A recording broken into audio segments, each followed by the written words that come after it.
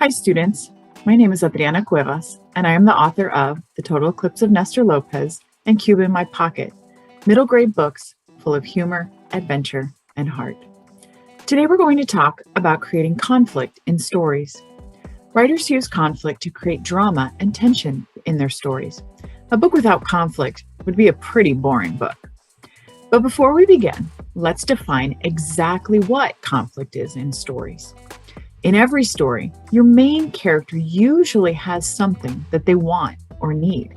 Conflict happens when something or someone keeps the character from getting what they want or need. You can have conflict in your plot overall, perhaps as your main character and villain fight against each other, but you can also have smaller conflicts in the scenes in your story. For example, the main conflict in The Total Eclipse of Nestor Lopez is Nestor fighting against a Tula Vieja, a witch that can turn into animals. But in the opening chapter, Nestor is trying to break his unpacking record. He's a military kid who has moved around a ton, so he always tries to see how fast he can unpack his boxes when he arrives at his new home.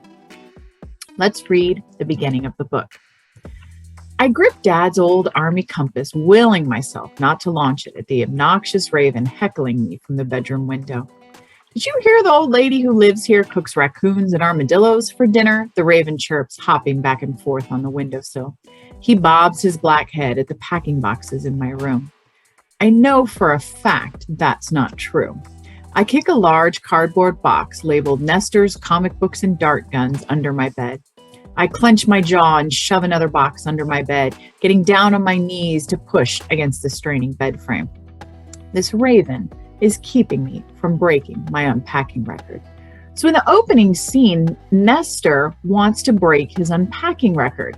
The thing that is keeping him from achieving that is the raven distracting him.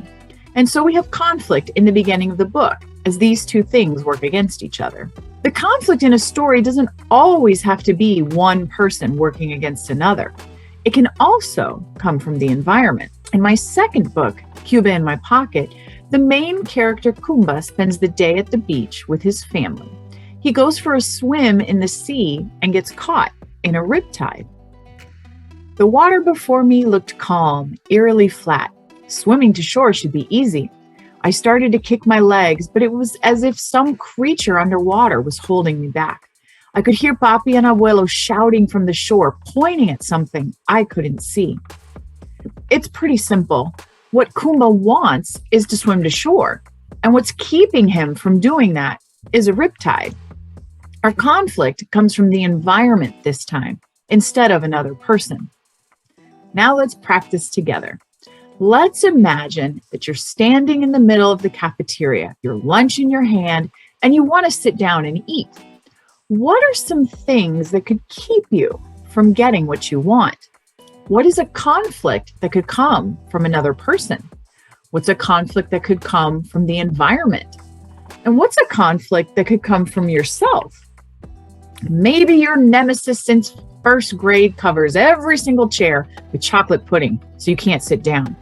Maybe it's rained for an entire month, soaking the roof of the school and making the ceiling tiles come crashing down on the tables.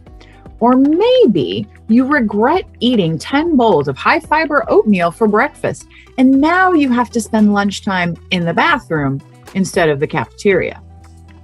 So remember, you want to have conflict because that's what creates an interesting story.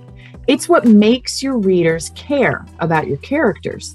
And conflict can come from many sources, either another person, the environment, or even society or the characters themselves. Now it's your turn. Think of a character and give them something that they want. Now think of 3 ways you can keep them from getting what they want. Write a small scene showing the conflict.